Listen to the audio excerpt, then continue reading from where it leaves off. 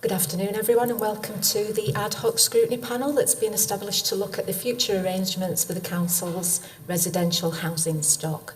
Just to confirm that the meeting is being webcast live and it will be available online after the meeting. The first item on the agenda today is appointment of chair.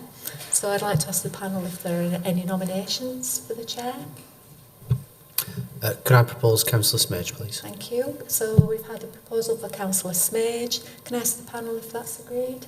Yeah, it's agreed. Thank you. So the panel have agreed that Councillor Smage will chair.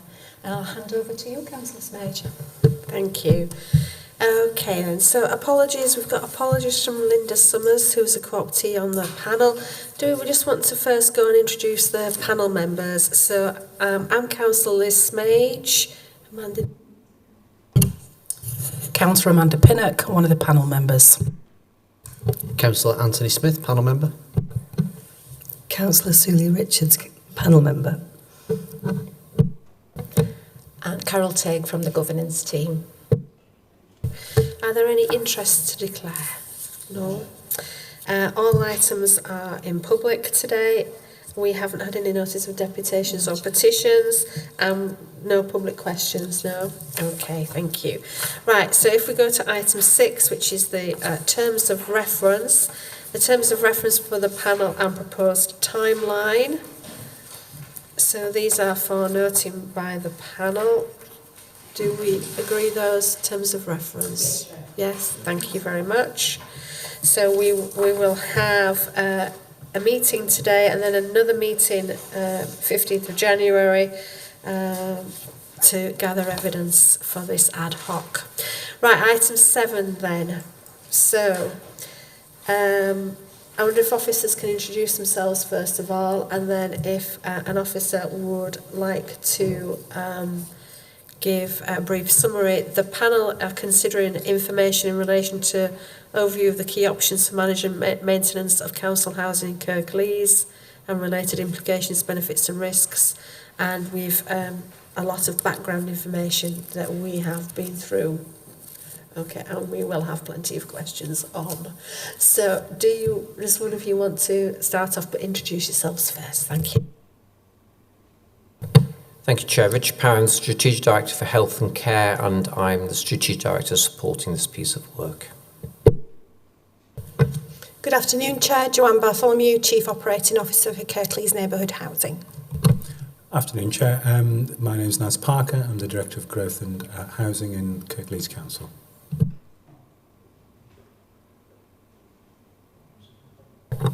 Adrian Vishnevsky, Relationship and Performance Manager in Housing. Thank you, Chair. As you've rightly pointed out, Chair, that this is the reports that you have in front of you are there to provide an overview of some of the key options that the council has on the management and maintenance of its council housing stock in Kirklees and some of the related implications, benefits and risks. It should be noted that the council also manages some of its housing stock through APFI, and so the 453 properties that are managed through that private finance initiative contract are not in scope for this particular report. It might be worth starting out by just pointing out why the council has been reviewing its stock and some of the journey that we've been on. And it's important to note that the review is based on trying to get a handle on the risk and assurance mechanisms the council has to have in place, particularly around things like health and safety post the horrible tragedy at Grenfell in 2017 and the subsequent review that was led by Dame Hackett. And then also to think through how the council might ensure that tenants are central to the services that they receive, as well as that the fact that their voice, where certainly the experience of Grenfell was that the voice of residents and tenants was the last to be heard, and so that we are clearly putting in mechanisms and engagement approaches that enable us to hear the tenant's voice, but not just to hear, but to properly act on that and bring redress and bring that balance back to how services are delivered to tenants and residents. And then finally, it's about how we maximise the impact of the resources within the housing revenue account to benefit tenants as best we can. Some of the key points to note alongside the plethora of information that the Chair has rightly pointed out, and there's a long list of information that enables you to achieve a background understanding of the papers.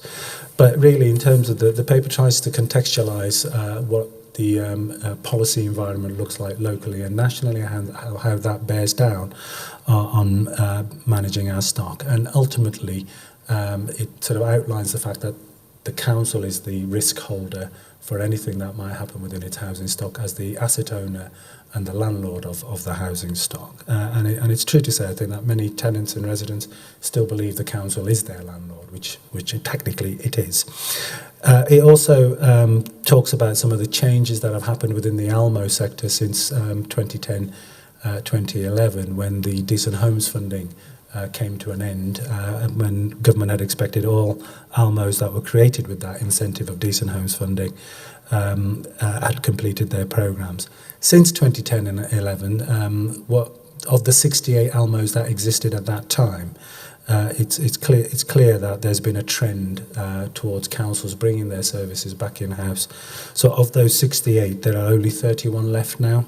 28 have been brought back into the council to be run directly by council services, and 8 have transferred out. Also worth noting that 4 of those 8 were incentivised by a very kind of small programme of stock transfer monies that were made available by government in 2014-15. The papers also outline how housing makes a significant contribution to the economic strategy and the joint health and wellbeing strategy that the council has in place. Things like jobs, skills and training, things like affordable warmth are just a couple of the examples that are of note in terms of that contribution to economy and health and wellbeing. A couple of other points just to touch on before we go into questions, Chair. The papers also outline some of the models. We've looked at 3 distinct models: the in-house delivery model, the ALMO delivery model, and a housing association delivery model, and looked around some of the risks and benefits that each of those poses for the council. And then finally, a little bit around the financial implications of some of government's funding and the debt that sits within the HRA and the treatment of that debt. All in all, that's all I'd like to say at this stage, Chair. Thank you. Okay then, so we'll move to questions then. Can I just confirm that pages 18, 19 and 20 are the 3 models that you are reviewing under this review? There are no other models that you're looking at as part of this review? Can you just confirm that those are definitely the 3 models? There's nothing else like a tenant management organisation or anything else?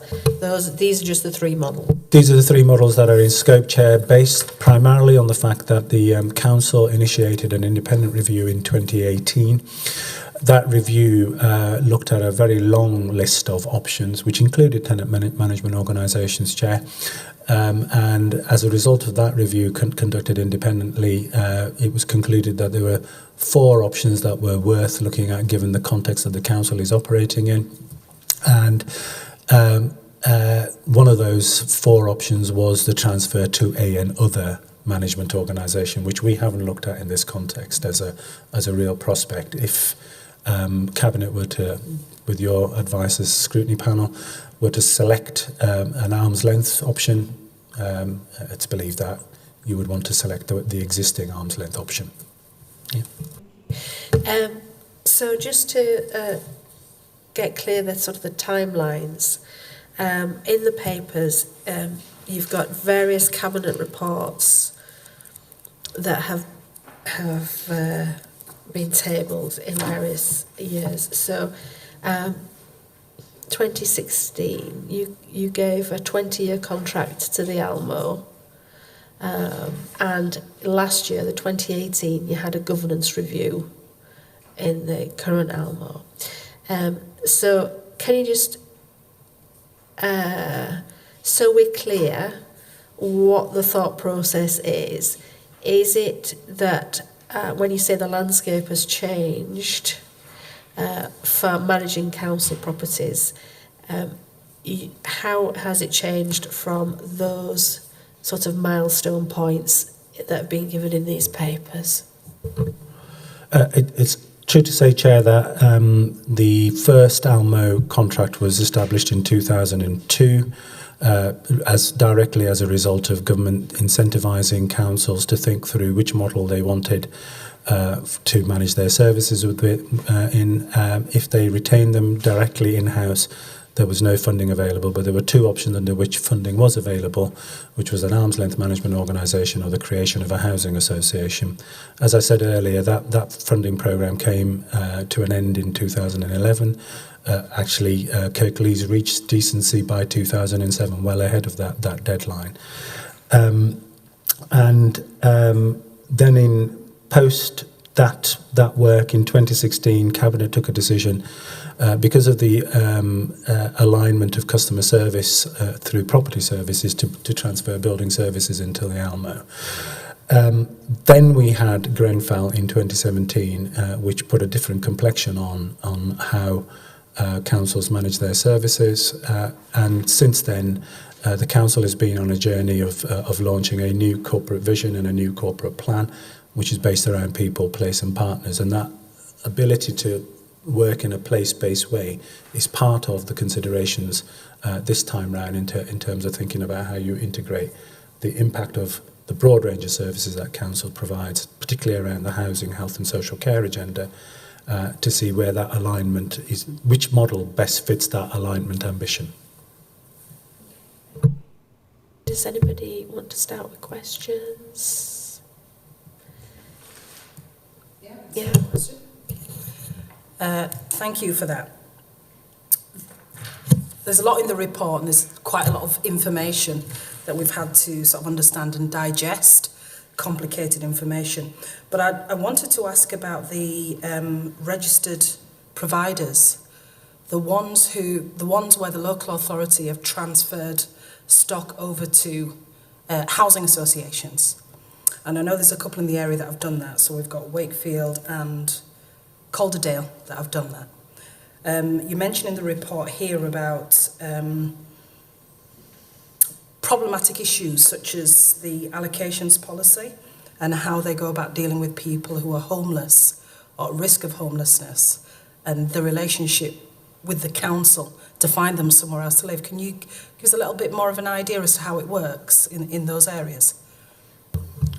So I should say that Wakefield and District Housing and what is now known as Together Housing Group, who have the housing stock that Calderdale used to manage, have been on different journeys. So Wakefield and District retained their local footprint for as long as they could. They got into a 10-year transfer agreement with Wakefield. I should start with saying both those councils opted for the housing association model in 2001/2, when government were offering incentives for decent homes money. So the decent homes money that those two authorities got, they handed to their newly formed housing association to deliver decency, whereas we selected an Almo. So there's a point in time, we have to remember that. So that money was available then, which was an incentive to create a housing association. They've both been on different journeys. So if I say Wakefield and District Housing retained their local presence to Wakefield, they have since branched out and are now working in other areas, albeit with a small presence. Once the transfer agreement, so that transfer agreement states out board composition. So they had a third in that board composition when they first started out, retained that for the first 10 years because that was in the agreement. Post the 10 years, that board composition has shifted dramatically to a smaller board with no elected member representation. And when it comes to day-to-day operational activity, they engage in what is known as a nominations agreement. So the council have a 50% right to nominate 50% of the allocations that relets that housing association has from its council housing register. What they find at times is the difficulty that exists around tenancies to sustainability. So the business drivers of the housing association are maintaining as much or maximising income from rent. So where they see potentially problematic tenants, people who've had CCJs, people who've got a history of antisocial behaviour, rent arrears, or an issue such as mental health and the like, which may impact on their ability to pay, they take a much more robust approach to accepting that nomination. So we're in their hands. We have the right to nominate, they have the right to refuse. So you're into a negotiation about that individual household's potential for maintaining tenancies. So that same issue exists with Together. The journey that Together Housing, they started off as Pennine 2000 when the stock transfer money was available and the Decent Home money was available. They have since gobbled up others, if you will, through, let's call them mergers, but they're really acquisitions. So they've taken on 5 other housing associations and rebranded themselves because they now work across not just Yorkshire where they first started out. They started off as Calderdale and Shevin Housing, which was a Wakefield-based organisation. They now also have Twin Valley Homes in there. They have Greenvale Homes and Harewood Housing, which is a Leeds-based association. So they're now a pan-northern housing association. So their commitment locally that used to exist when they were just Pennine no longer exists. And therefore, some of that commitment to local issues and needs and priorities gets diluted by the fact that you're working across whatever it is, 25, 30 local council areas. Just come back. Thank you for that, Nas. The reason why I asked that question is obviously we're here to decide on the 3 options, one of them being transferring stock to housing associations or registered housing providers. So it's really interesting that you've pointed out so many, I guess, negative things about that option, which is something as a panel we need to consider.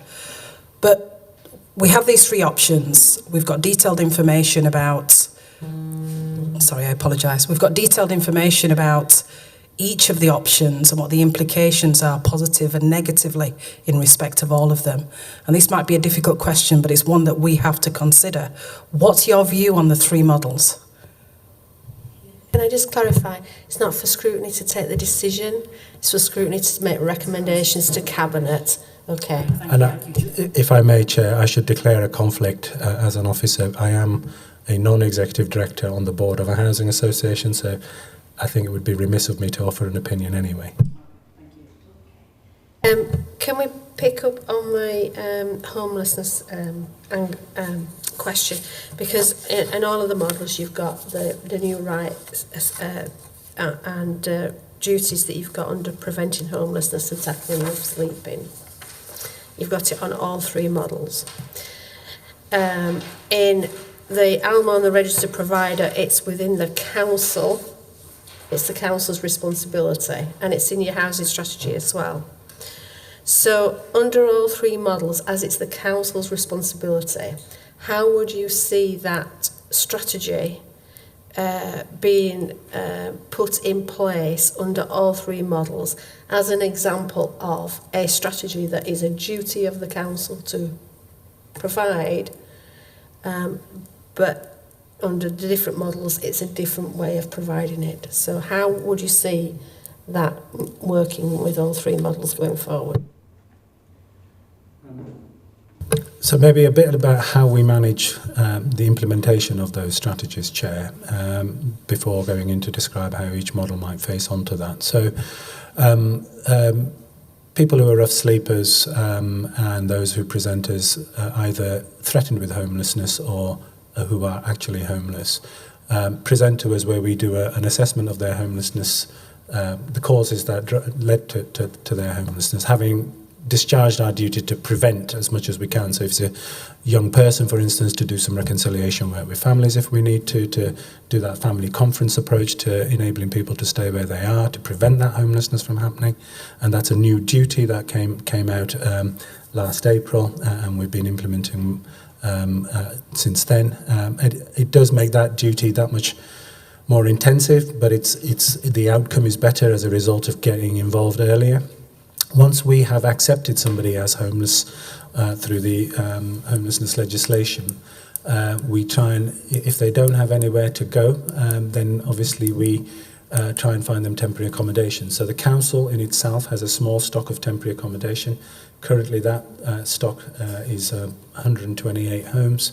We're trying to increase that under the sufficiency agenda to try and get that to 150 homes, so that we have so that it doesn't get, what we're experiencing is getting silted up there because new homes aren't becoming available to let, or existing homes aren't becoming available to relet.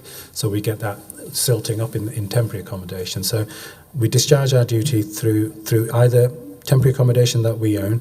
Where we don't have that ability and we can't find partners to help us, then we have to resort, as a last resort, to bed and breakfast as temporary accommodation. So in terms of the models, in the council direct management model, we have greater control about how many homes we allocate from our main stock to temporary accom, and we will be able to either grow that. We can flex the amount of numbers of units in that temporary accommodation stock as we choose. At the moment, we negotiate with our colleagues in K&H to bring things in. Excuse me, Chair, that's Neil Evans from Leeds City Council. So, and then in the Almo, I can't see how it differs in the Almo model, other than the fact that we have that negotiation with the Almo to enable us to move further units into temporary accommodation stock. And again, with the RP model, housing association model, it would be no different, because the duty rests with the council. So we would continue to, we would probably have to set aside, if we were transferring stock to a housing association, our number, whether it's 150 homes or whatever. We'd take a view at that time to retain that within direct management. We could commission them to be the temporary accommodation manager, in much the same way we could now discharge our statutory responsibility through the ALMO by delegating that. Yeah. Can I just ask as well, you said about the registered provider, the council having nomination rights. Are those nomination rights usually in perpetuity or for a certain length of time? Because some contracts do give it for a certain length of time, but if you were looking at a registered provider, would you be looking at the nomination rights in perpetuity? I do, yes, Chair. So in normal circumstances, when we enter into nominations agreements, when we have a newly built or a newly refurbished, so we get new units into social housing that are either been part subsidised by government through Homes England and the like, or by ourselves through our right to buy receipts. On first let, we usually seek anything between 75% and 100% nominations. And depending on where we start with first let, we taper that back. So if we got 100, we try and negotiate 75% in perpetuity. More often than not these days, it ends up with 50% nomination rights in perpetuity. So your first lets are higher. You're going into perpetuity, settle at usually a 50-50, so that the housing association has some discretion about who it would house through its own waiting list.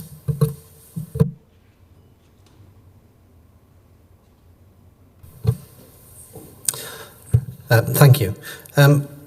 I just wanted to pick up on maximising the benefit of the HRA, and I wondered if you could give us a little bit more detail or context around the three different models and how they would impact on efficiency, delivery and policy in terms of maximising the HRA. I'll try and take the first bit first in terms of maximising the benefits of the HRA for tenants. So in the directly controlled model, for instance, in council services, we would have full discretion to do what we wish to do through the asset management strategy, and that would enable us to deliver the Kirklees housing standard, for instance, as we have an ambition to drive toward.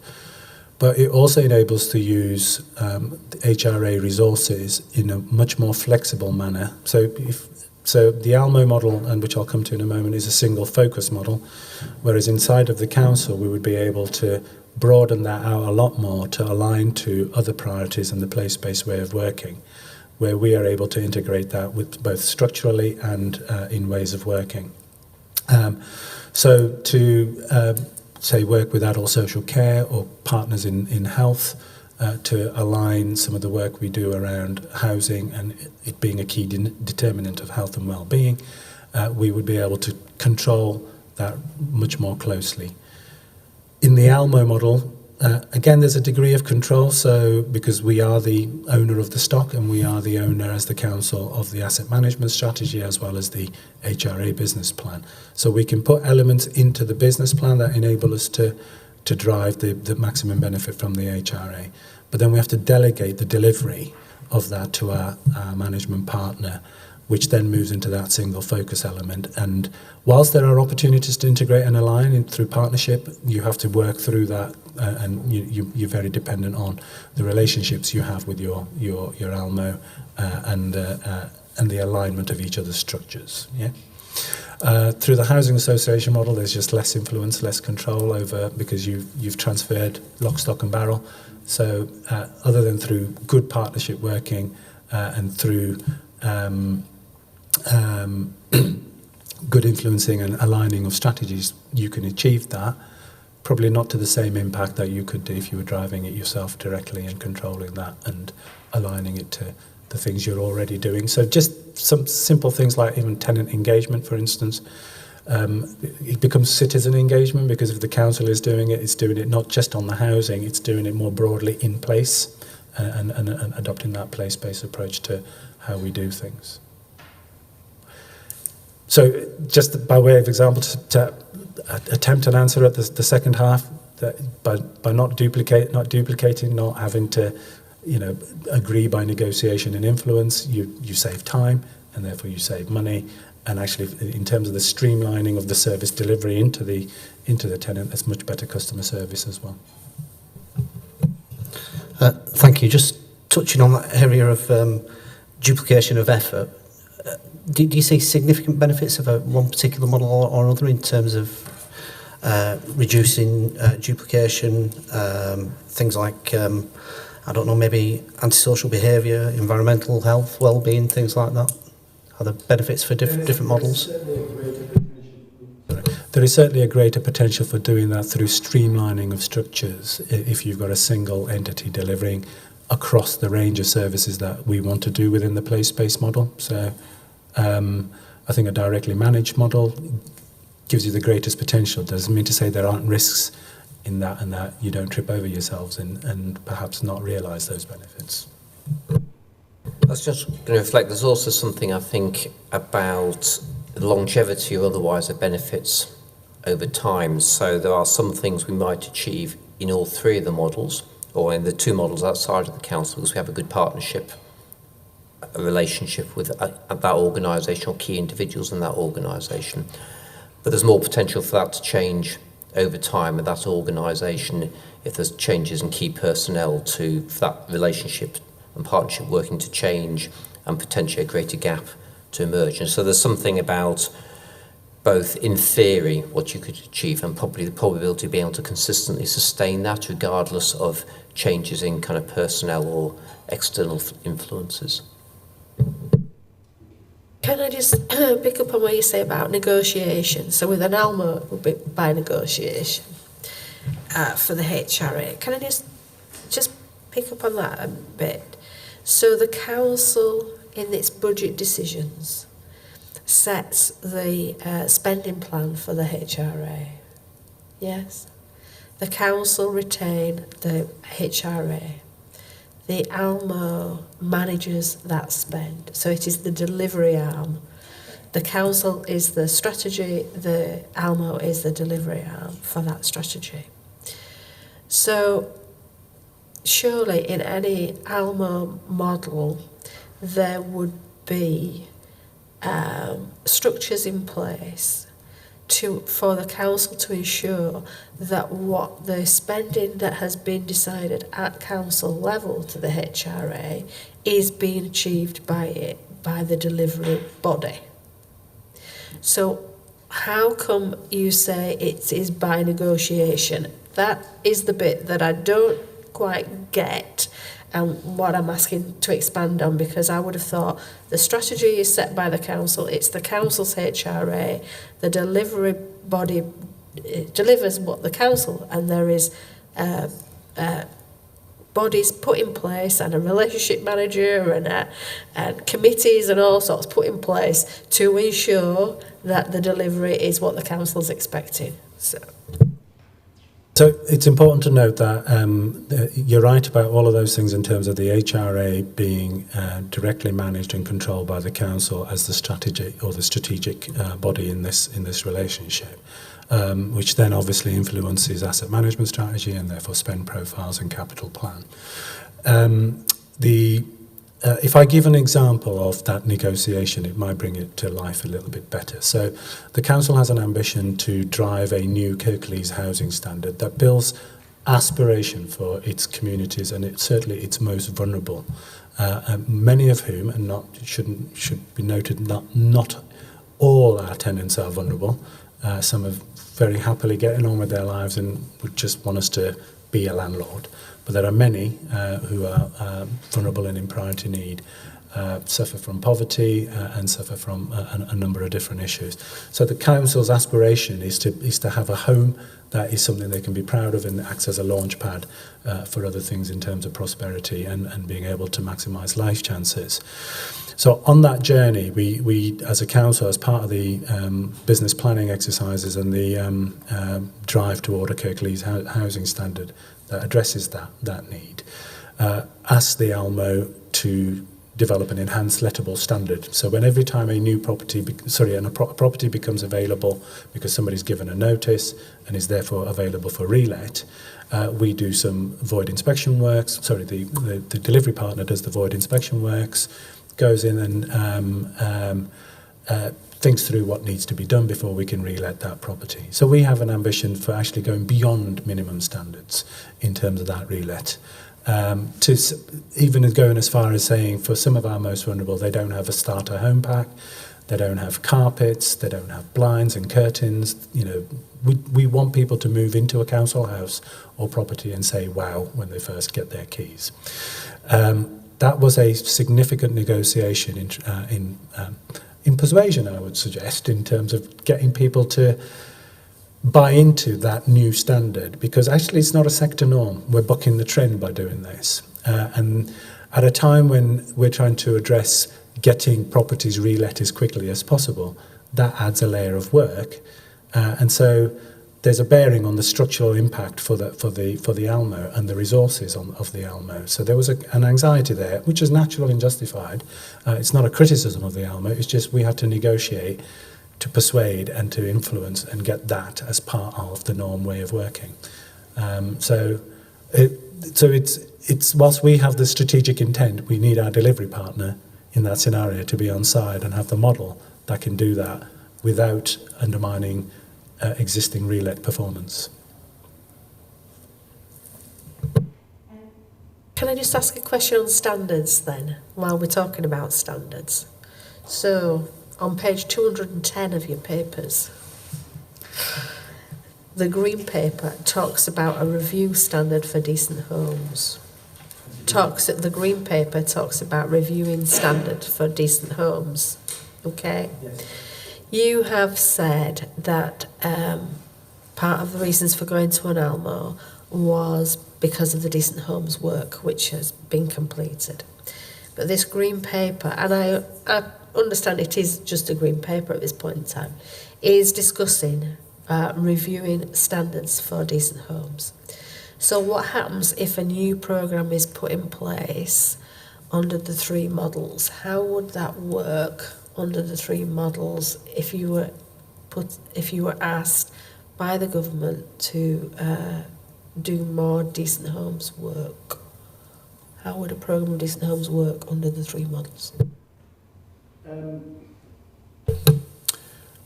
It's a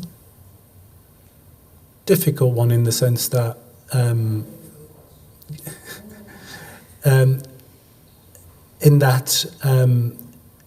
one, it depends on what the new decent home standard says. I would suggest that most councils, certainly this one, has been going beyond decent homes, way beyond decent homes programmes ended. So we've always aspired for a better standard. For those of you who may not know it, the decent home standard is actually quite a low base to start from. It's, a kitchen or a bathroom, if it hasn't been replaced for 20 years, I think in the case of kitchens and 30 years in the case of bathrooms, and you replaced either one of those, your home was deemed to be decent. Everything else could be pretty much the same as it was previously. So it was playing catch up against a low base in the first instance. So many landlords have tried to surpass that anyhow. In terms of how a new programme, so our new 5-year capital plan, I would argue goes beyond any base standards we currently have anyway, and enhanced lettable standard is a case in example. There would, in the ALMO model, I think we would just make provision for that in the capital plan and ask the ALMO to deliver that through the delegation, through the property services teams that they currently have. We wouldn't be proposing to change that. If it was directly in-house, depending on whatever the new arrangements and new ways of working out, again, we would do that directly. A housing association board would make the decisions, but I think in all those models, I think it's worth noting that there is a regulator of social housing that manages compliance, and councils are not immune to the regulator of social housing coming in and carrying out inspections. I think part of my question was as well on the legislation, because you said in the 2018 review that the legislation wasn't in place yet. So what you put in place in 2018 was sort of an interim until you could have a full review. And so do you believe that the legislation is now in place to be able to have this full review, bearing in mind that there are some things that are still waiting for, such as... The legislation is yet to come to the House, I think, and be enacted. However, I think the 2018 report was referencing the turbulence in the policy environment, and I think the policy environment is certainly settled. I think we have a clearer direction of travel. So we know that Hackett has, for instance, published its recommendations, whilst government hasn't publicly accepted them and said it's going to enact them into legislation. The sector has a full anticipation that all those recommendations will be accepted. And similarly with the social housing green paper, the 5 key tenets of the social housing green paper, most landlords are busy implementing them now and not awaiting any legislation, because actually those 5 key tenets should be core business for most landlords anyway.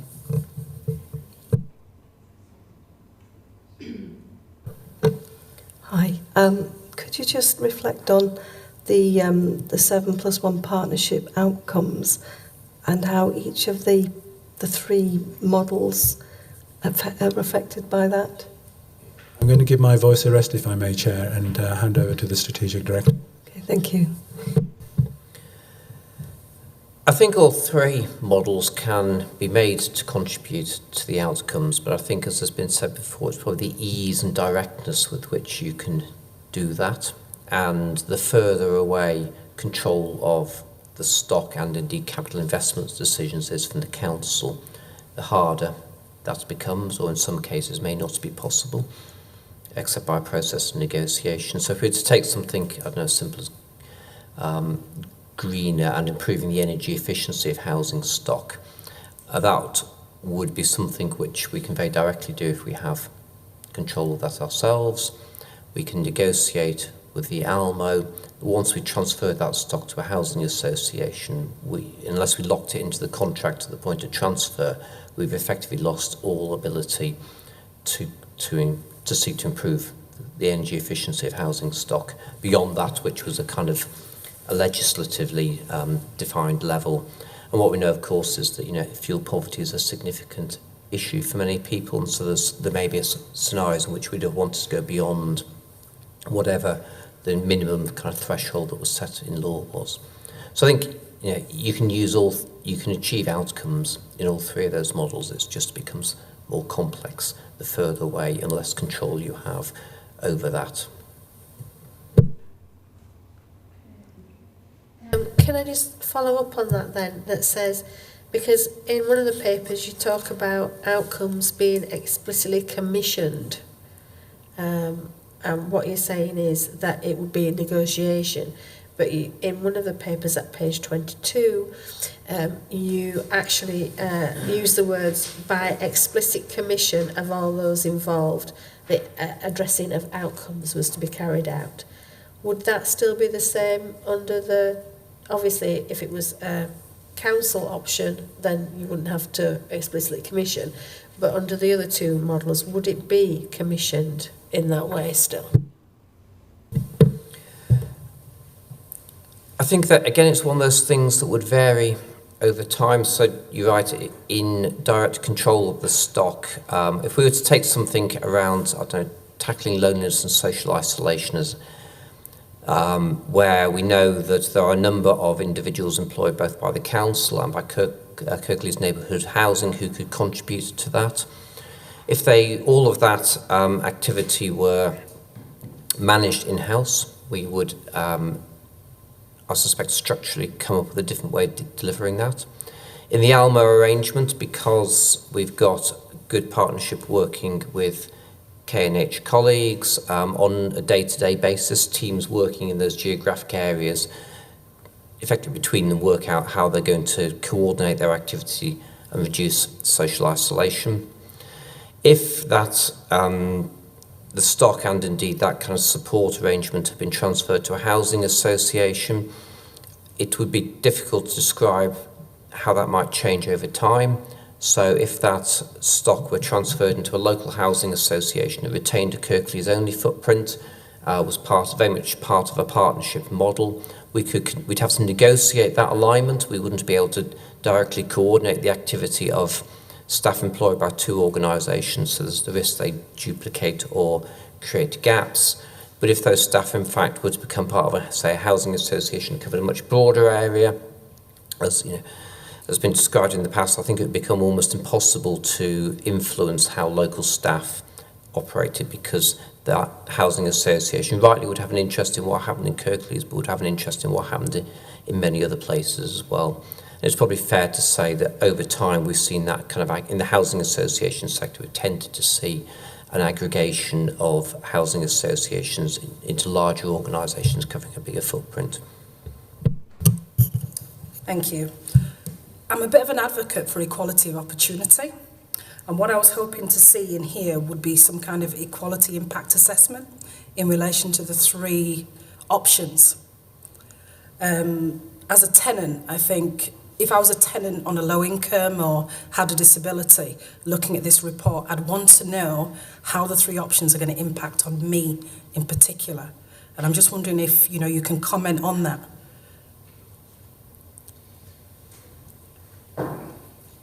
So you want us to comment on the equality impacts of each model? Yeah, because as I've said, if I was a tenant, having a look at this report, looking at my personal circumstances, where I'm on a limited income, 0-hour contracts. I know you've mentioned earlier on about, loneliness and lots of other issues. I know K&H have got their way of dealing with things, but how would it improve, for example, if we're to bring things in-house? How would it improve if things move to a registered social housing association, for example?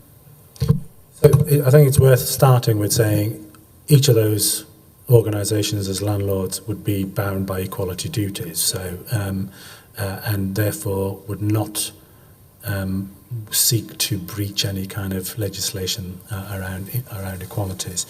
In terms of how each model faces onto somebody who may have disabilities, for instance, I think that's going to be shaped by the values of that organisation and its board to start with in terms of leadership, and then its executive in terms of how they drive that through their organisations.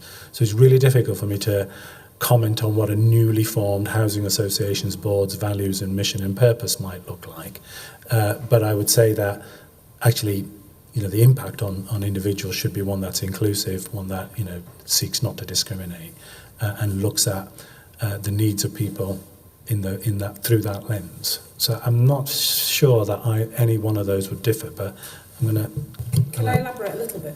The point I'm getting at is, if it was to come in-house, because you mentioned earlier on that most tenants think that the council, it's not an Almo, it's the council really that's running the show in terms of social housing or council housing. How would it improve, or how would you explain to a tenant how it would improve if it came back in-house? So I think in all three models, there's an element of compromise. So, for instance, if we take somebody living with mental health issues, for whom moving perhaps from some kind of supported housing arrangement into their own tenancy for the first time is a really important thing to achieve. But that individual may want to have quite a long time to visit the property on multiple occasions, become familiar with it, have a significant package of support to help them move in the first instance, which may be really basic stuff like pots and pans, support around tenancy documents, and ongoing support. There's a cost to that, because actually for all the time that that tenant is visiting the property and making their mind up, it is empty. And in different models, I think you would see a different willingness to tolerate an extended void time, because you're losing, that organisation is losing rental income. It's probably doing the right thing for that individual, but they're losing rental income. You would also be looking at potentially differential levels of investment into tenancy support in order to make sure that someone maintained that tenancy, recognising that this is about effective mainstream housing rather than specialist housing. So I think that's where you'd see the difference, is probably the ability to kind of make that compromise. And at one end, I'd suggest that for a whole set of reasons, some organisations may be driven by the need to maximise or minimise void periods, even if that compromises the outcome for an individual. I think ultimately there's probably also that distinction between or being clear who ultimately carries the responsibility for that individual as a citizen. And as a council, we ultimately carry the responsibility for ensuring that citizen has access to appropriate housing. And the greater the distinction or the distance between us as the organisation holding that responsibility and the organisation delivering the potential outcome, i.e. a property that's in good condition, that they can take some time to become familiar with, that provides extensive support once they're taken on a tenancy, has a tolerance and an understanding of their difficulty maintaining that tenancy. The greater that distance, the more the risk is that we aren't able to discharge that risk. Ultimately, if the tenancy breaks down, the need to reaccommodate that individual comes back to us. And so I think in all of these things, it will be, as Naz says, there's a minimum threshold that in all three models, every organisation will need to comply with. It's probably the willingness to go above and beyond and understanding what the compromises are in that will differ in different models. Am I right in concluding then, for example, if it was to be brought in-house from an Elmo, the tenants who live in council tenancies or are interested in getting a council property, they're more likely to benefit from like a seamless service. So, you know, access to other services within the council is likely to benefit them more if it was to be brought in-house. I think in any system, whenever you have a divide in the system, there's the potential for it to feel more fragmented. It's easy, that, dare I say, could happen within a single organisation. It can happen when you move between organisations. If those two organisations are very closely aligned in terms of their objectives, if there's really strong partnership relationships, if there's a willing to compromise and place the interest of the individual first rather than the organisational priorities first, it can feel fairly seamless. But if those two organisations have ultimately different priorities, are being measured on different things, have different ways of working, then there's a greater risk of a gap emerging or tenants feeling that it isn't a seamless service.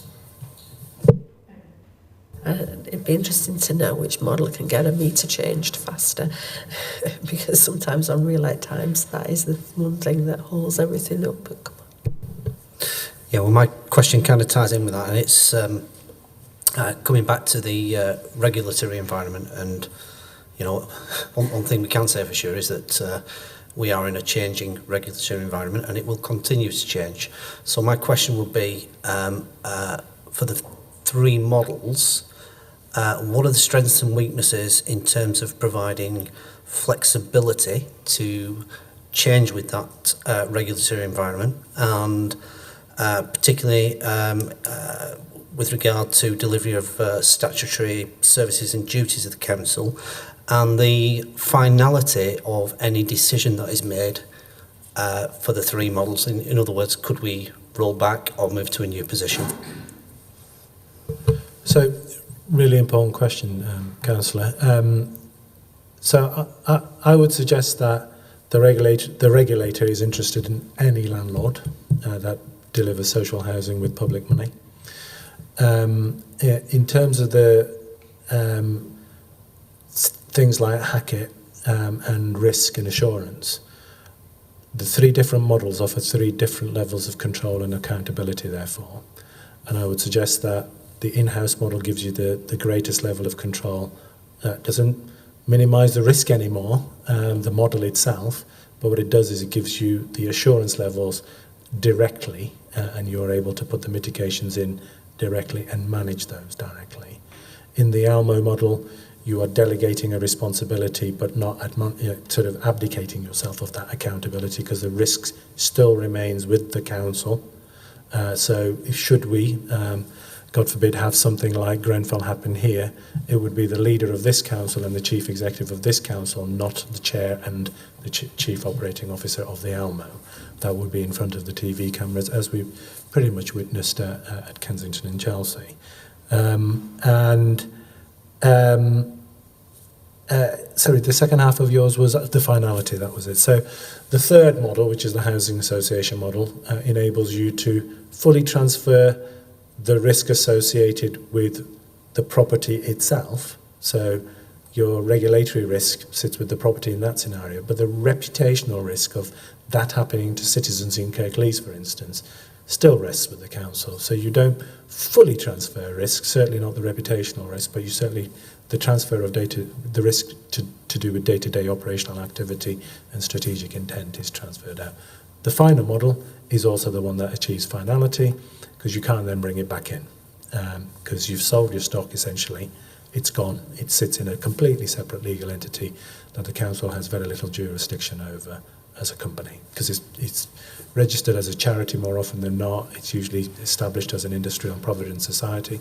It is a business of its own, which we have only the influence of a partner and strategic enabler.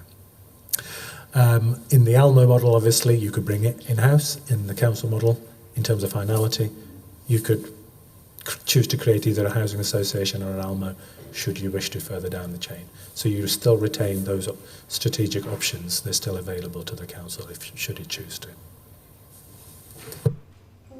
Unpick the recommendations on the Hackett review at this moment in time, because is there another report due as well, or is this the... I don't know. So in these recommendations, there are some that are for the building of the properties, yes, which relate to the council now anyway, and would relate to the council under the three models, presumably. The council will still be able to build properties. And then there are the roles and responsibilities of the duty holder for the building safety and streamlined regulations and change control processes and involvement of tenants as well. So out of those recommendations from the Hackett review, which of them are you placing emphasis on in relation to this review? And they're not in the papers because you didn't provide the summary. The review led by Dame Hackett was very far-ranging and far-reaching in its approach, and was informed by some of the Grenfell inquiry as well in its latter stages. It considers this building safety throughout its entire life cycle, from design all the way through to completion and occupation. So for a council that is a holder of 23,000 housing units, the recommendations that relate primarily to buildings in occupation become our first concern, because we have residents already living in stock that we are the landlord for. And in the current model, the council has delegated the responsibility of building safety manager to K&H. Sorry, Chair, would you just repeat the second half of your question? Sorry? 181. Page 181, the scrutiny report that went, has, on the green paper, has some of the recommendations on there, 180 and 181 from the market review. In terms of the scope of this panel, I would say buildings in occupation are the key issue, and that as the duty holder, the council needs to be very clear about what it might be delegating to a nominated building safety manager and what it continues to be accountable for. And as I've mentioned earlier, we continue to be accountable for all the risks associated with our housing stock. And even though we may delegate on a day-to-day basis the delivery of those safe buildings to K&H, we still need that assurance that that is being conducted and carried out in a way that is commensurate with our ambition and our intent for our tenants and residents. Does that answer your question, Chair, or have I misunderstood it? Yes, it does, but I just want to ask the question. I take it that is being undertaken at this moment in time as far as the current model is concerned, because I wouldn't want anybody to be concerned unnecessarily. So can you just clarify that, please? At this moment in time, for both the council and K&H, we are working on the basis that any of the recommendations are going to become fact, and therefore we're starting to move to implement all aspects of that. That, as Mr Parker has said, includes the occupation, which is the main focus for K&H, but also includes a number of buildings that the council support that are non-housing buildings. At this moment in time, compliance on all aspects, not just fire, is reported through in a structural mechanism back through from a K&H perspective, and from a fire perspective, both the council and K&H run fire safety technical groups which look at the recommendations specifically. The matters that concern both the council and K&H are those around how to repair and look after property, but also how to engage those people that live within those properties to live their lives in a manner that doesn't impact on their own or other people's safety, and so that they're aware of how to go about their business on a daily basis and not affect others.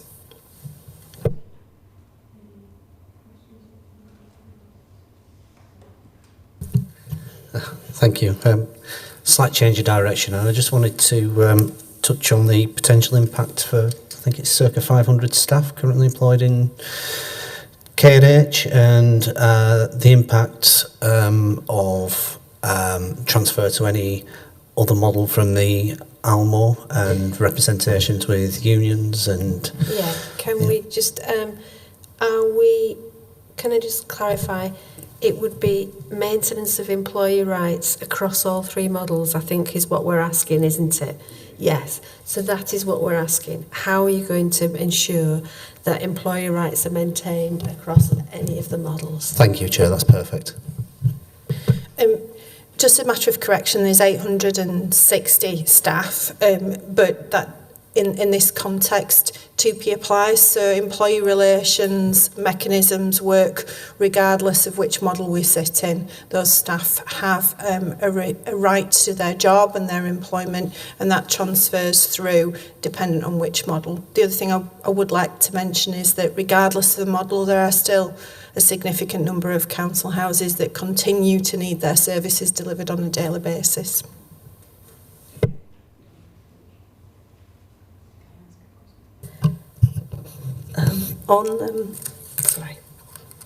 On page 81, there's a reference to at May 2019, there's over 14,000 applicants registered on Choose and Move. How would the three models affect people's rights to follow that? And does Choose and Move mean there are people already in council properties, or is that the waiting list? Okay, so an applicant moves onto the housing register, and then when they are available, when properties are available to let, they bid for them on Choose and Move. So that's the kind of the bidding platform, if you will.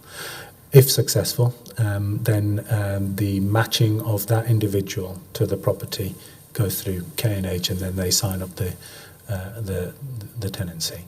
So you'd have a similar process if it were in-house, and it would continue to, the housing services team, if they were in-house, would do the matching in much the same way we rely on our colleagues in the Almo to do now. In a housing association model, we'd go back to the conversation we had earlier on, which would be that we would be nominating from our register to their vacancies and relets, and then we'd get into that dialogue about whether we have a 50% nomination right on those properties, whether we have a 100% nomination right, and then loosely, and I don't want to paint housing associations negatively because they do some great work, I should say, they go through the vetting process in terms of whether they are going to accept that nomination or not. Does that answer your question, Councillor? Yes, but can I just ask a slightly supplementary one? Where people are put into bands, do the housing association use different criteria to band people? Yeah. So it should be noted that housing associations don't have a statutory duty to house anyone. That rests with us as the strategic duty holder. We then are able to nominate. So they have a waiting list. They'll have different systems by which people can get onto their waiting lists, one of which will be a nomination from a council, and the others will be eligibility criteria that they have. They're not inconsistent with what a council's housing register might look like, but not always a like match. And then they'll have selection criteria for the other 50% that they can take off their own list to make sure that they get that. The intent of a housing association when it's doing this is, in much the same way it is for us in the council, is to achieve that mixed of a balanced community so that you don't get over-dependence in any one estate or any one location through the kind of the social housing mix in that area. Can we turn to the outcomes for tenants then, and tenant involvement in the three models, please? So, how would the tenants and leaseholders be able to have a greater role in the management of the council housing going forward under the options, and also under the guidance in 2006 that is quoted, part of which is quoted in one of the reports. The guidance says that if the Cabinet were a review to bring back in-house, then for fairness and consistency, councils that held ballots to gauge tenant opinion before transferring them housing management functions to an Almo should have a ballot if taking consideration to bring it back in. So how would you ensure that in any of the three models the tenant voice was better heard and the leaseholder voice? And how would you ensure that you consulted tenants on any model that was looked at as being preferred going forward? Yeah.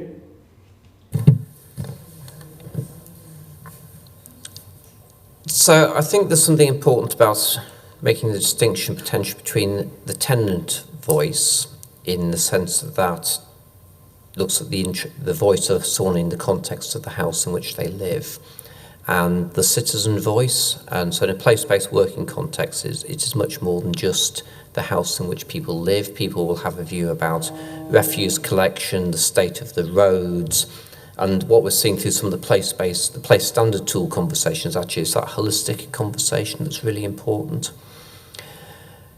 Obviously, but if we stick with that narrow definition of tenant voice, in all three models, the tenant's voice needs to be heard. It's really clear that that's both, I guess, a moral imperative but a regulatory imperative. I think that it's difficult to describe how that would happen in a housing association model, not because housing associations aren't very good at hearing the voice of the tenant, but we don't know what that model would look like yet. And that may differ depending whether it's a housing association that just covers Kirklees, or whether it's a housing that could take an approach that's quite tailored to the population of Kirklees, whether it's a housing association that covers a bigger area and wants to try and take a more consistent approach across all of its stock. I think but in both the Almo and the in-house model, it's obviously critical that we hear the tenant's voice, and I'd suggest in the context of that priority around place-based working, we hear that in the context of other things that are important to people's lives as well. You can do that in both models. I suggest perhaps in an Almo model it would require slightly more coordination, because actually what you'd be asking is staff from one organisation to think about what the other organisation delivers in that partnership and ask rounded questions, even though they may not be, and tenants maybe, or people may be replying about services which that organisation doesn't deliver.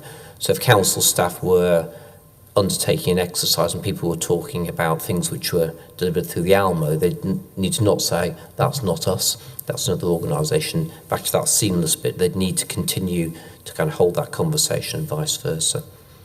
In terms of how one might proceed in terms of engaging tenants to get their views about each of the three models going forward, is that something I think we'll need to work through again in the context of which of those models look like the preferred option, because they would require significantly different, I think, levels of engagement, partly because in the case of no change, the one level is, whilst it may be no change, or an Almo model, we'd want to hear, I think, from tenants about the things that they valued and the things they might want to see change over time in that current arrangement. In terms of a housing association, it's a much more significant change for tenants. They cease to be a tenant of the council, they become a tenant of another organisation. There needs to be a very substantial procurement process to identify and effectively do a deal with a housing association. So you'd be talking about a more protracted period of engagement and consultation.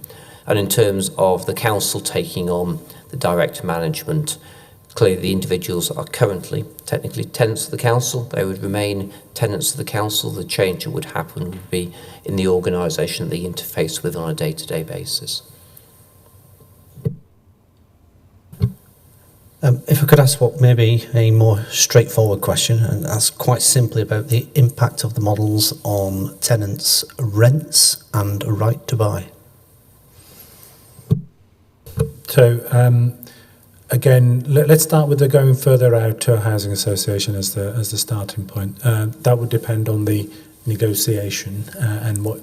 Yeah, traditionally there were 10-year agreements between councils and a receiving association. There is no transfer programme in terms of money by government that might set the tone of that, the term of that agreement. So we might agree 5, we might agree 10, whatever the period is. But up until that period, we can put something into the agreement that enables us to control rents at a certain level, RPI +1 or whatever it is, that we say is, you peg it to government rent settlements, etc. Beyond that, it's then up to that board again as a business. Is there a regulatory? There is a formula that regulates rents. Housing associations have to adhere to? Or? They do, indeed. However, there is something also called affordable rent, which is, so at the moment, the council's rents are social rents, and are in fact the second lowest in the country in terms of social rents. Affordable rent is 80% of market. Housing associations have the flexibility on relet to relet them at affordable rents. Now we have that flexibility, both in the Almo model or as a direct council model.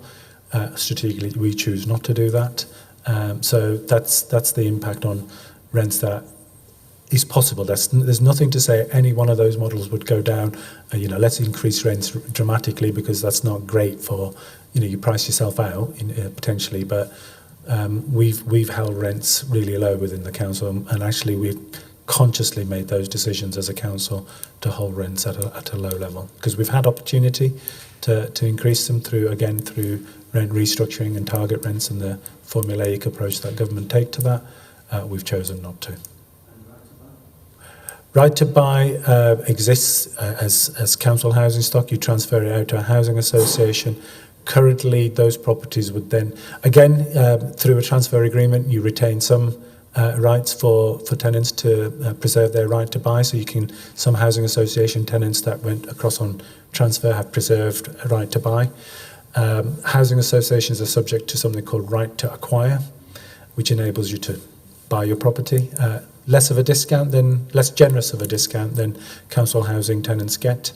That said, government more recently have taken steps to try and introduce right to buy into the housing association world. They are piloting that in the Midlands. They're calling it voluntary right to buy at the moment. Your guess is as good as mine in terms of what the policy environment might do in the future around housing association tenants and their right to buy. So just for clarity, in respect of bringing the service in-house under the council's direct control or through the ALMO, the council has the same control over rent, and right to buy rights remain the same. If it goes to the other model where we are transferred out, there could be some control for the period of the transfer, but then once that finishes, then it's anybody's guess, and it's whatever the regulatory requirement is. That's right, on rents, and on right to buy, there are preserved right to buys that transport across with the tenant. Thank you. Can we just clarify that with the council and the ALMA model, the actual stock would retain the council's property? With the housing provider, what are you looking at for the actual stock itself? Would you move the stock and the management to the housing provider? Just for clarity. To establish a housing association as an entity in its own right, you would transfer the stock as well. If you recall, there was a fourth option that you inquired about early doors. If we didn't transfer the stock but just asked them to manage it, it'd be no different it could be different, but it's similar to the arrangements we have with an ALMO now. Let's clarify that the two models keep the stock with the council, and one model moves the stock out as well as the management. I wonder if we could just bring Neil Evans in, who's the Director of Corporate Services from Leeds City Council at this point, to talk about how they have changed their ALMO arrangements, because I think then that might bring some more questions for us, for Kirklees officers. So can we thank you for coming today. We've had sight of a Cabinet report from the 19th of June 2013 where that Leeds changed its housing management arrangements. So I wonder if you could outline for us, please. Thank you. Okay, so I'm Director of Resources and Housing, so I'm responsible for the corporate side, but also I'm responsible for housing. And I have been for many years, so I've been through the journey. So first of all, to say actually the ALMOs actually contributed an enormous amount in Leeds. Unusually, I think we were the only place in the country with multiple ALMOs, which added an extra layer of complication to matters. So we had three ALMOs by the end, 6 originally. But they brought in something like about £850 million worth of investment through the decency programme. We went from less than 50% decent to completing decency. I think through their focus on tenants, they brought us much closer to our tenants. There's a far greater degree of involvement.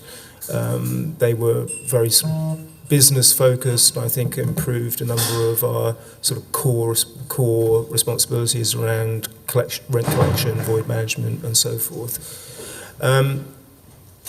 So in a way, there's no way I would like to sort of disparage their record. It was really a major achievement. But it come 2013, I suppose we did. There were a couple of things which were prompting us to think about it differently. First of all, be clear, a big motivation for the council going down an ALMO route in the first place was to access decency money.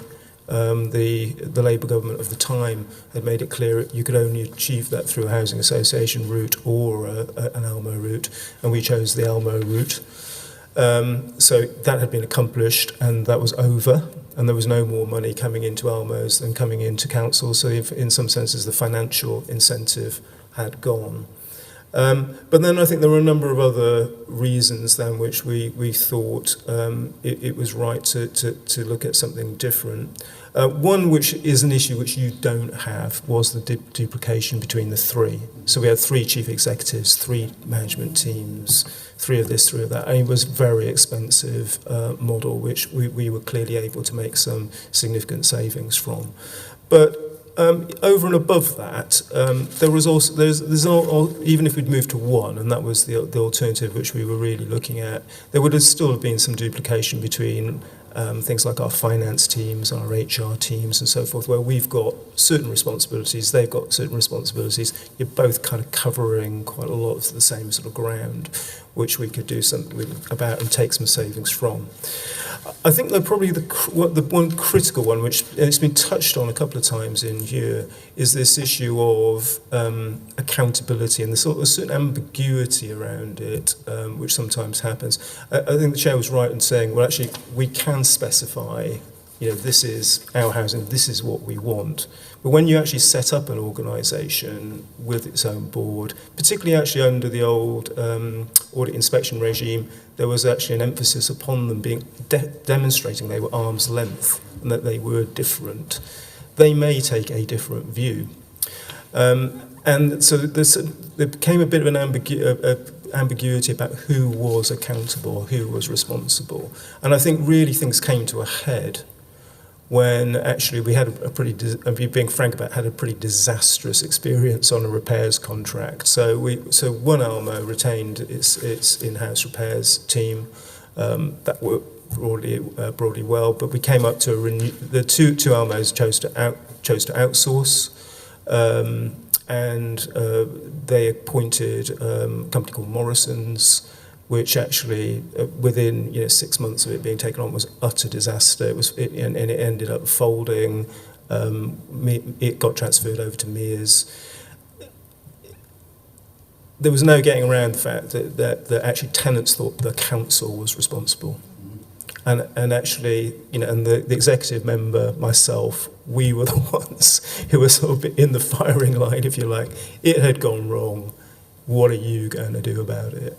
And there was some sense of, well, if we're going to be responsible, then actually we want to be responsible, and we actually want to make the decisions and hold the levers, which would enable us to put things right, or put our hands up and say, well, actually we got this wrong. So there was this pretty fundamental issue around governance, which in some sense hadn't been such a big deal until something went really badly wrong, in which case it then became a really big deal about what we did. I think then, in terms then of other issues, which I think, again, you've touched on a little already, there was a sense that, if you like, some of the benefits which came out of the single-mindedness about serving the tenant and being fixed on your PIs and so forth, which was all right and proper and had brought real advantages, nevertheless could then set up tensions with other things which the council was trying to do. So, for example, and again, there is an inevitable tension sometimes between our duties as a statutory body to protect and work with vulnerable people, and maybe what a housing management team might see as being, how are we going to manage that tenant? How are they going to pay their rent? Are they going to create antisocial behaviour issues? Those are perfectly legitimate questions. But instead of, in some senses, the organisation as a whole having to take responsibility for that dilemma and the problems that genuinely causes, being to wrestle between those two things, you end up pitting one side against each other. So you don't get the sort of cooperation that sometimes you're looking for, and you don't get the sort of relationships that you need between things like children's services or adult social care and things like the housing advice and homelessness services, which one would be looking for. There is a kind of bit of a tension kind of set up, which we wanted to get beyond. I think those were the principal drivers. In truth, we didn't really consider the housing association model. I think for me, a number of authorities went down that route at a time when previous governments were offering often dowries to actually deal with issues of the poor repair of housing before the decency funding was available. So places like Wakefield and Bradford and Calderdale went down that route early, at a time when they couldn't really see the way forward for how investment would actually come in. But when that actually issue was in some sense resolved, and we couldn't really see what housing association would bring in addition in terms of future investment. And if you like, in that, what those councils did was traded, I suppose, an early, very significant investment for their tenants to the benefit of their tenants, but for control. We didn't really have to trade those two things because we'd kind of had the investment anyway, and we wanted actually to continue to influence it. And actually in terms of tenant perception, things like staff and trade union perception, they were not keen on that model either. What we did do is quite an extensive consultation on our proposals, which I think were laid out in that report that you've seen. You see actually that there was strong support for either moving to one or to bring it all in. Most people actually wanted to bring it in. Do you want me? I can leave it there. Or do you want me to talk a bit about what we've experienced since? Okay. So a few things did come out. So we did make the savings around senior management and bringing in support services and so forth, which realised there's a couple of £1 million annually a year. We also had a position where each of them was running with reserves, which were needed as standalone organisations. We were able to consolidate those and set that up as a bit of a fund with which to do new house building. So that was kind of a very significant boon. I think we have realised a lot of the benefits around bringing people closer together. So, for example, things like our arrangements about housing children leaving care, for example, are very, very good. People work very, very closely together in a way that they weren't before. I think we have a very, very good position in terms of keeping our temporary accommodation down and homeless figures down because of, again, a very, very strong relationship which comes through that. And I think the other bit which is significant is some of the council's big priorities can get quite smoothly delivered. And if I give you a couple of examples, so we have made commitments around new house building since the borrowing relaxation. So we're committed to 1,500 new homes over the next 5 years. We've identified 800. We are getting on with it. I think those things would all have had to have gone through extensive ALMO consultations had that been still in place. And another example would be we're investing around about 20 million in bringing district heating into our city centre flats. This is connecting our energy from waste plant and then takes hot water and replaces the heating systems in those local flats. And that was such a major such a major investment, which actually then has real benefits for the rest of the city because you could connect other businesses and buildings to it. So we were, I think, able to think in a more strategic way about what we're trying to achieve, whereas the ALMA would have been, how does this kind of fit exactly for our tenants, not necessarily thinking about the broader benefit. So for me, to be honest, I was a bit concerned about bringing it in. I think one thing you have to be alive to, certainly my long history in Leeds, is that housing management can dominate you. It's like relentless, issues day after day after day about tenants, and you can lose sometimes your overall concern for housing in the city and not think about maybe people living in terrible private sector conditions, for example, because you're concerned so much about that day-to-day tenancy. So you have to be alive. I think you have to be alive to that. Your strategic and also your responsibilities for other types of housing. But as long as you can kind of get perspective on that, and I think we have, then my sense is, we've got real advantages out of the move we've made, notwithstanding, I say, the huge contribution that the Almo made through the period, which we would not have been able to have achieved had we not gone down that route.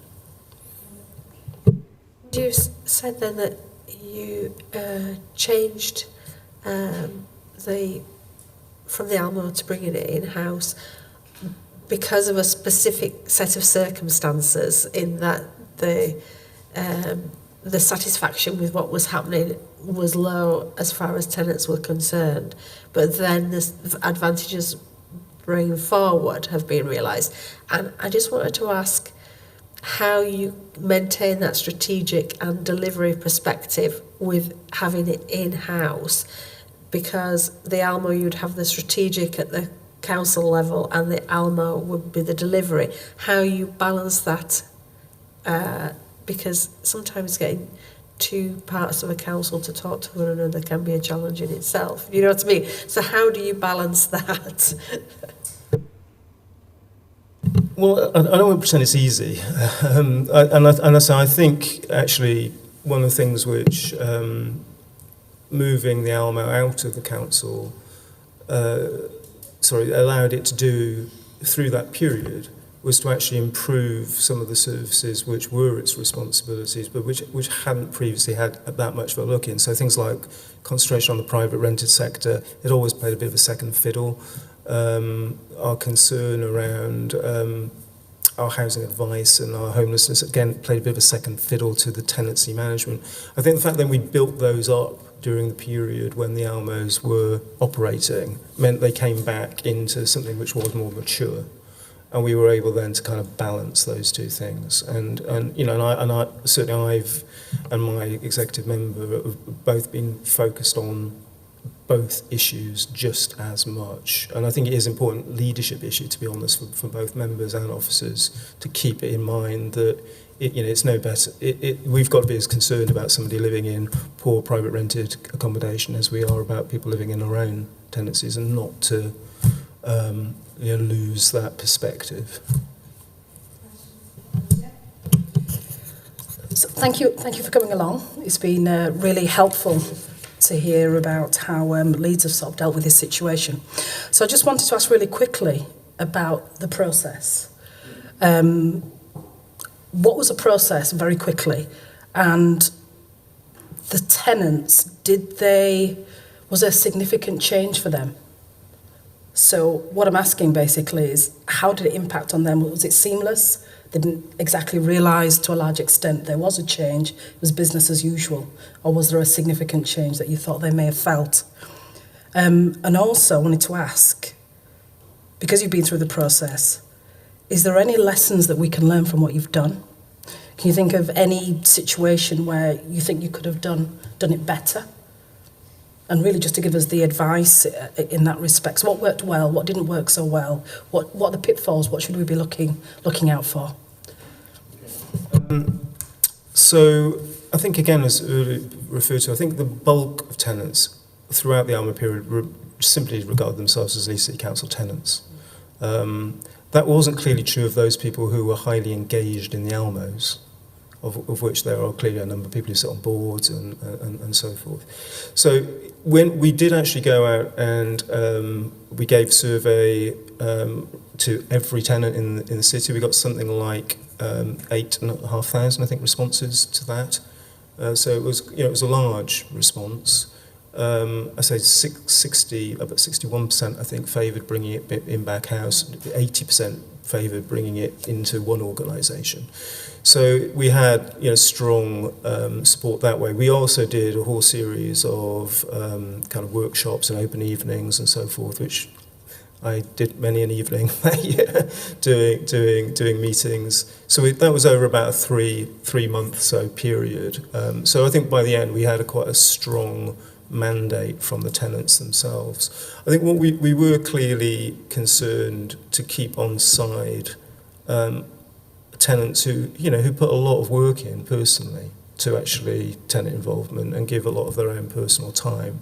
So one of the things which we did was we set up area panels, which are 10 for the city, which people sit on and can actually then give their views about what's going on in their local area.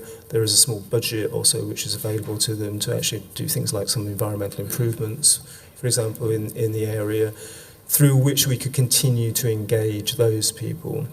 And then we also worked to try and strengthen the tenant involvement body, and they had then seats on a strategic overview board, which, whilst it came into the council, continued. We've subsequently changed that a little, so it's now less of a scrutiny board, duplicating in some senses what Scrutiny does, but it is more of a strategic overview board on housing overall, but there's tenant members still remain on that. With regard to staff, there were some mixed feelings. There were some staff who were very attached to the Almo, but equally many who wanted to return.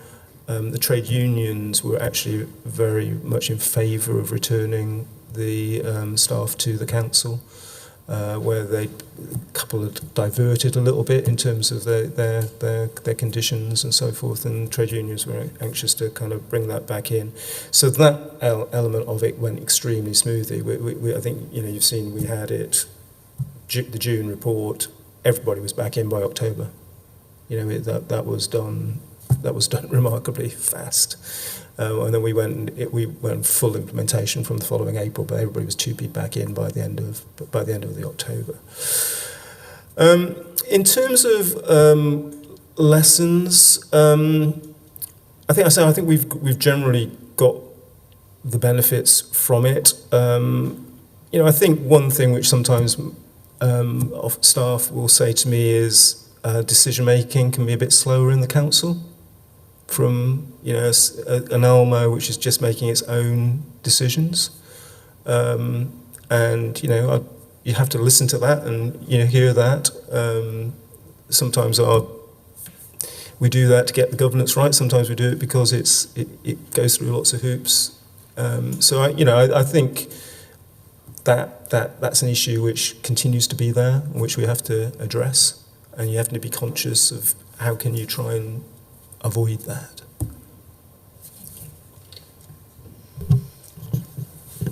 Yes, thank you again for coming. It's very much appreciated. It's been really useful.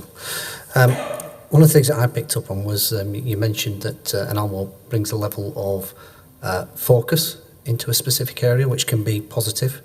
And I'm assuming that you felt the benefits of that coming back into the council.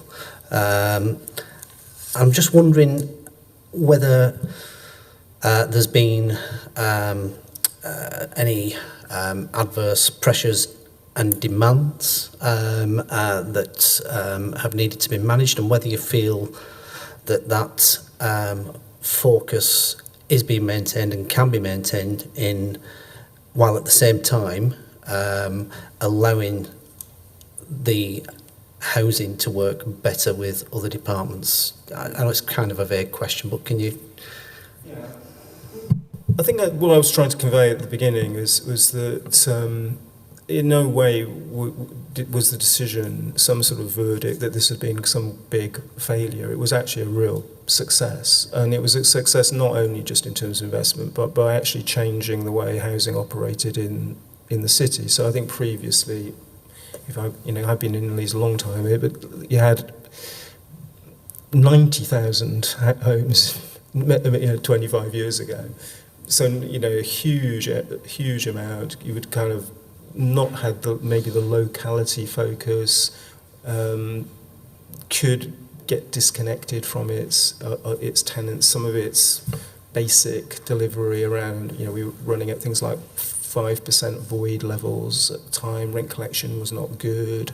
So a lot of things which the Almos did really, really improved that. So when it was brought back in, it was not to say, oh, well, this is all gone wrong. A lot of these things have absolutely gone right, and let's build on this legacy. And say, well, actually, all that stuff all that investment. Let's see how we can use our capital programme to build on that, but also how can we retain that area of focus, how can we be sharp on management process, whilst also trying to reap the benefits of actually joining it up with other services. And frankly, in that sense, I'm sure it's the same to be true in Kirklees.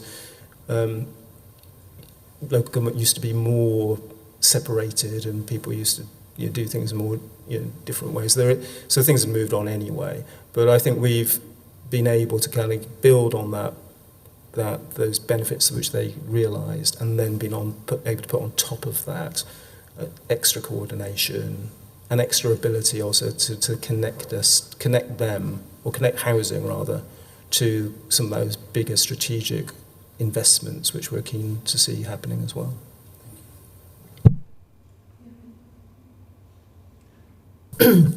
Just to echo my colleagues, thank you again for coming. How did it benefit the strategic investments, bringing it back in-house? Well, as I mentioned, I think the big one which is in my mind is the district heating work. But so if I could just explain that, so the council made decision to. I know you've got an energy from waste plant. We did one a number of years ago, so that deals with all our waste rather than go to landfill, and it generates energy for the grid, but actually a more more efficient way to get power from it is to heat water, and actually then to heat buildings using that power, and it gives you something like about 80% reduction on carbon in terms of conventional energy, and it can be cheaper to run buildings with as well. So it provides the opportunity to actually provide a very low carbon and low cost heating framework for the city centre. But you need it with something like that is like an anchor tenant, really, an anchor recipient for it. So what we have done is we've connected it to 2,000 flats, all of which were using storage heaters from the 1960s, where you'd have to turn those storage heaters on for hours in advance if you wanted a shower. It would be very inefficient. Replaced all that with a proper heating system and instantaneous hot water, but it's also provided the anchor to then connect the West Yorkshire Playhouse, our civic buildings. We're offering it now to other private sector developments which are coming through, and then it becomes part of a plan for a low carbon future. So that sort of thinking. I mean, the Elmo may have said great, but they may not, and at the moment it's all quite seamless because it's all kind of within our own control, I suppose.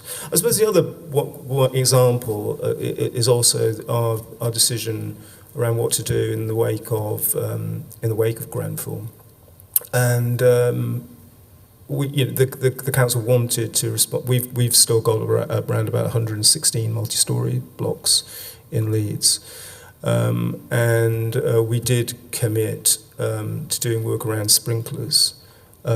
So as part of that installation of the district heating, we're also installing sprinklers in at exactly the same time. We will have around about 25 blocks with sprinklers by the end of this financial year. And that's a corporate council decision. It was what members thought was important, and we've been able to sort of say, well, that's how we're going to use our capital programme and make those investments. Now, again, we could have imposed it. The chair's quite right. You could have said, well, that's what you're doing. But if people didn't want to do it, then it's difficult. Whereas actually, at the moment, it's not difficult. We're able to make these decisions and make it happen. And in that sense, whilst some of staff complain about some decisions taking longer, some things are actually being quicker. And actually, you have been able to push through some quite significant strategic decisions in a very timely manner. Can I just clarify that you actually went out to consultation on two options? Yes. You went out for keeping it as an Elmo and bringing it in-house, and you went out for consultation on the two, and that was a decision that you did for consultation on the two options, Yes. for then the Cabinet to decide then. We ruled out the housing association one because we didn't see the advantage, and frankly we ruled out leaving a status quo position because we felt in some sense the financial issues and the problems around inconsistency were so great that in some sense it just wasn't a desirable alternative. So I think the other two options could have worked. They were workable options. But clearly we had a steer and a preference, and we also got the feedback from tenants, which they supported that as well. Are there no more questions for Neil? Can we say thank you very much for coming? And if you want to get off, I realise before the traffic gets too busy, then please do. Thank you very much for coming indeed. Thank you. Can we now turn some questions to yourselves again?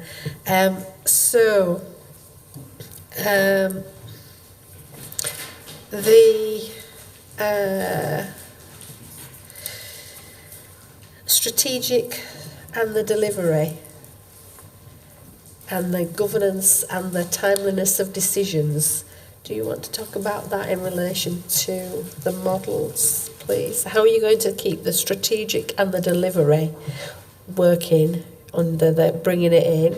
How are you going to have timeliness of decisions under all the models, etc.? So clearly we're at the start of the journey, and there's been no detailed work on how all three of those would work in each model. That said, we're in a space where over the last couple of years we've had to get to grips with how, for instance, in terms of delivering specialist accommodation to adults with additional needs, to look after children, being much clearer about how we can commission that and then deliver that. But we clearly need to do some more work in terms of, and it's back to that earlier conversation, the further out it moves, so into a housing association, the more negotiation would be required, because that would be something we'd need to work through with that housing association. Bringing it back in-house becomes an internal issue about how do we make sure we've got the right focus both on strategic planning for housing and on day-to-day delivery, and that's an issue that we grapple with many other services. Our highways network is subject to both strategic planning and day-to-day delivery requirements.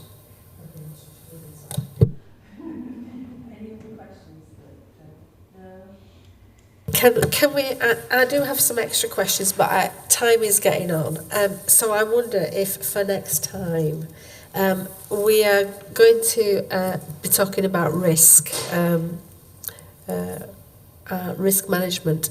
And I wonder if that can include also reputational risk, because you've talked about how it is the council's responsibility under the different models. Value added and value for money, and added value as well. How each of the models will provide that. And the Green Paper principles, you mentioned the principles within the Green Paper, there are 5, aren't there? Yeah. And I think if we could have some information as to how each of the models would answer those 5 principles, would achieve those 5 principles for the council, that would be good. I think if we had that in written form, then we could have a look at it before we asked any questions. Is there anything else that anybody would like to have at the next meeting as well? Okay, so if there's anything in the meantime, we'll let you know. Okay, we'll let officers know. But returning to the agenda, then, there's just a couple of things. We've sort of 7 and 8 got merged, so we've covered 7 and 8. 9 is the witness questionnaire. Now, a questionnaire has been discussed to send out to organisations who have undergone this or may have undergone this process. and the questionnaire is tabled in front of you. Has this already gone out? Yes, it has. And so we will wait to hear the replies, and then hopefully we'll be able to see if there's any other witnesses external to Kirklees that we would like to hear from direct, or would like any further information from in writing if they can't come to speak to us. Okay. And the future schedule of meetings is the 15th of January at 10 a.m. Okay? Yes? How would you like to receive the replies to the questionnaire, Chair? Would you like us to bring it, if we've had them all returned, bring back a synopsis to your next scrutiny meeting? Yeah, I think perhaps a synopsis, but before the scrutiny, you know, to me, with the To papers. let you have the information So beforehand. we've got yes. time to think about it, and yeah, that would be good. And then one more question, Chair, if I may. Do you want to see any other witnesses, i.e. from those who've adopted a different part of the model? Yes, I think we would, yes. Okay, So so would you want them in January? Hopefully that, Sorry. it'll either be January or the February meeting. If they can't come to the January, we've got a penciled in February meeting as well, haven't we? Yeah, so do you want us to get on with inviting one from a ALMO that became a housing association and one from an ALMO? Yes, please, yes, Okay. yes. So we have a balance of witnesses, yeah. Okay, thank you ever so much, everybody, and that concludes today's meeting. Thank you.